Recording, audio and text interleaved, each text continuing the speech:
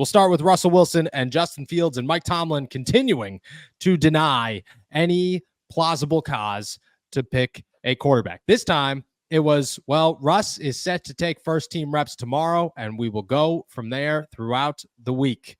Nick, is there any part of you that is surprised, and yet any part of you that isn't surprised? Because I was a big mixed bag of emotions during this press conference. He said those words, and my brain just went, I saw it coming. I don't think I fully believed that it was coming. I thought at some point this had to end. I thought this was going to be the end.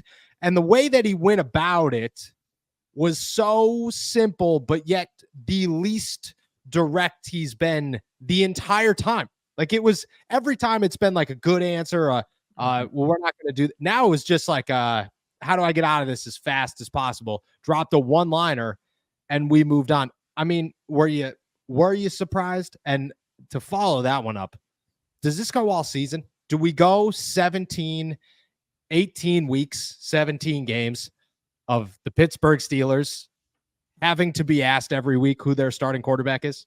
I mean, you might, simply because you can tell that Mike Tomlin's just having fun with it now, because you could tell the smirk, you could tell the little giggle behind it of, yeah, I'm going to give you the same exact answer because, well, I can give you the same exact answer. You guys are going to draw what conclusions you want.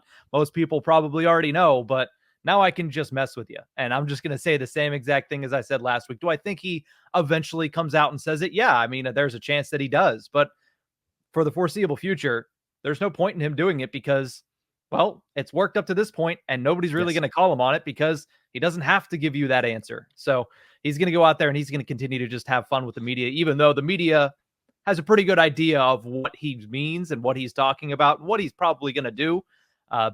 He likes to toy with them, and that's exactly what he did today. Yeah, no, I agree. And I saw Will Graves defending himself in that question on Twitter, saying, it's not a dumb question. It's not a dumb question. It's a question that needs to be asked because the Steelers have yet to name officially a starting quarterback since the calf injury. And you have to keep going until they officially announce a starting quarterback. That's the job of the media, is to ask the questions that at least somebody wants an answer to. And I would imagine there are a lot of people out there that I get asked all the time, who's the starting quarterback? When are they, is they going to go Russ again? Russ is the guy. I mean, yeah, I would guess that would be my assumption, but I don't know. Mike T is going to leave it open. So let's talk about what's different this week and how the Steelers quarterback situation will change in week 8 compared to week 7.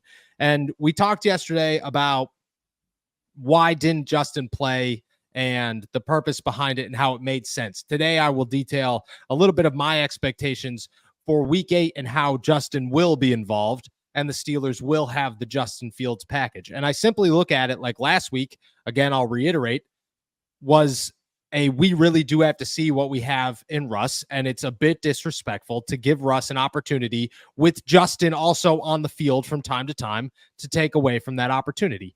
Now, it is solidified, whether Mike Tomlin wants to admit it or not, that Russell Wilson is the starting quarterback of the Pittsburgh Steelers. And what that means, essentially, is that they don't have to be cautious about how they are being respectful or who they are being respectful to. They can look at it simply and say, Justin Fields adds a completely different element to the Steelers offense. He is a quote-unquote X factor, according to Mike Tomlin, when it comes to his running ability.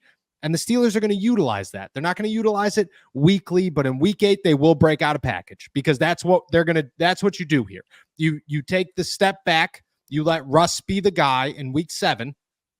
The next week, you say, okay, we're not going to put Justin on the shelf for the rest of the season. He's part of this too. It's both a motivational boost to Justin Fields to say, we have not given up on you. We still believe in what you can do.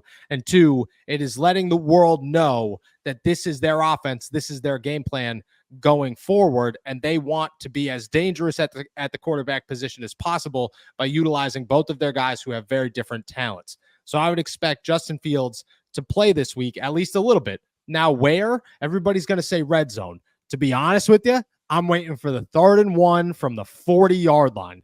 That's where I see Justin Fields making his way onto the field where Mike Tomlin and Arthur Smith go, you got three options. You could run it, you could hand it off to Najee Harris, or, well, if you want to, you could throw the football. It's probably a triple RPO situation right there, and definitely many variations of it. But it will be situations where Justin Fields has opportunities to make massive plays because that is what he is going to bring to the offense. The Steelers don't look at this as, can Justin Fields run 3 yards into the end zone? Yeah, great. Najee Harris can do that too. They're going to look at this and say, and don't get me wrong, he will be used in the red zone. I'm not going to eliminate, and on the goal line, they're not going to eliminate that completely, but he'll be used from further back with the Steelers having some hope that he can turn that into 40-yard runs and deep passes and just big-time splash plays with their second quarterback. There's this chill in the air. The leaves are hitting the ground, and football is every single weekend. And that, my friends, is what fall is all about. You can make each weekend even more exciting by getting into the action with our partners, DraftKings, the #1 place to bet touchdowns. And right now, all new customers who bet $5 instantly get $200 in bonus bets. Just download the DraftKings Sportsbook app, sign up using my promo code ALLSTEELERS, and guess what? The crown is yours. That's $200 in bonus bets instantly. You could stay in on the action and use that $200 in bonus bets to bet anytime touchdowns on DraftKings, because DraftKings is the place to bet touchdowns. If sports betting is not yet available in your state, don't worry. You could still join in on all the fun with DraftKings Daily Fantasy and have the shot to win cash prizes. Download the DraftKings Sportsbook app now. New customers who use my promo code ALLSTEELERS and bet just $5 on any wager get $200 in bonus bets instantly. That's promo code ALLSTEELERS only at DraftKings Sportsbook.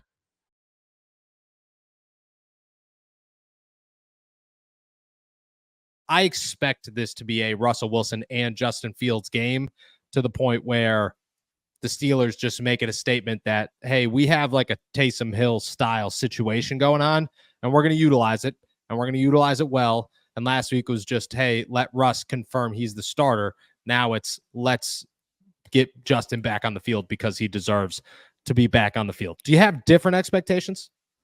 No, I do think that they're going to break this out. I don't think it's overly necessary. I don't hate the idea, to be completely honest, because yeah, put that on tape. Let it be something that opposing teams have to, at the very least, take some time out of their week to look at. But this is something that, you know, should be used maybe once or twice a week. And again, twice a week would be, you know, in those certain situations where, hey, let's throw this out there as an option to try to confuse the defense and see how they react.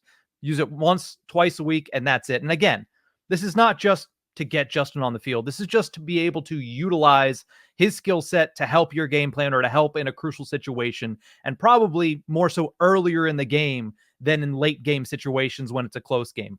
I think Russell Wilson is a guy who's shown over his career that he does have a propensity to score touchdowns when he gets into the red zone. I mean, you look at what he did on Sunday, 3 for 5 in the red zone, 3 touchdowns, 2 field goals. He's good in the red zone. So this is not a, hey, the Steelers, Russell Wilson can't really do it in the red zone, let's bring in Justin Fields to help get them over the hump. No, I think he is fine in the red zone. I don't think this is something that you're going to see a lot of, but I wouldn't be surprised if they open the door and put that on film to make other teams have to be prepared for that as well. I agree with that. And that's a great way to put it, is they will put it on film in the red zone to make sure that teams have to be prepared for it. But at the same time, just like you said, it's not a pressing need.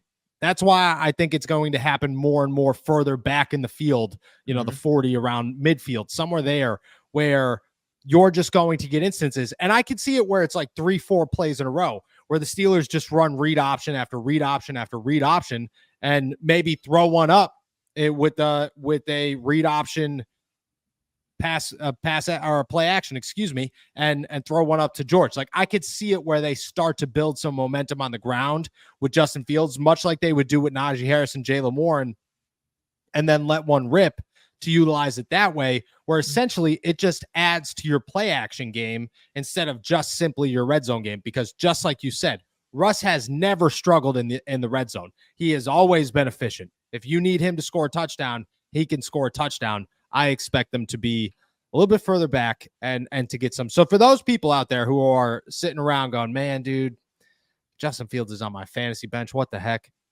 You're taking a flyer on somebody and you, for some reason, get to put him in your flex, which fantasy football, like the platform should do that right now. They should say, hey, he's essentially a running back, wide receiver, tight end, quarterback. You can put him wherever you want.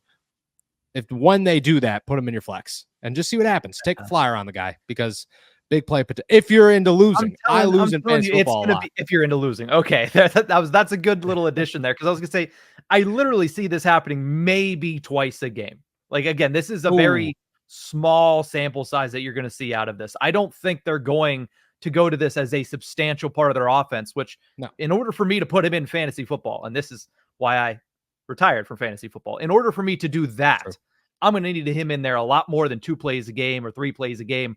I don't see them doing a lot of that because, I mean, you compared it to Taysom Hill. How many Super Bowls did Taysom Hill win? None. I was going to say 0. 0 is the answer. So I think that the Steelers offense needs to be built on the back of a starting quarterback. If you want to throw this in, throw it on tape, sure, that's fine. But I don't think you do it more than a handful of times a game, if that. Yes, I agree. Handful of times will be, but enough to make it valuable. Enough to make it. The Steelers wish to make it a threat.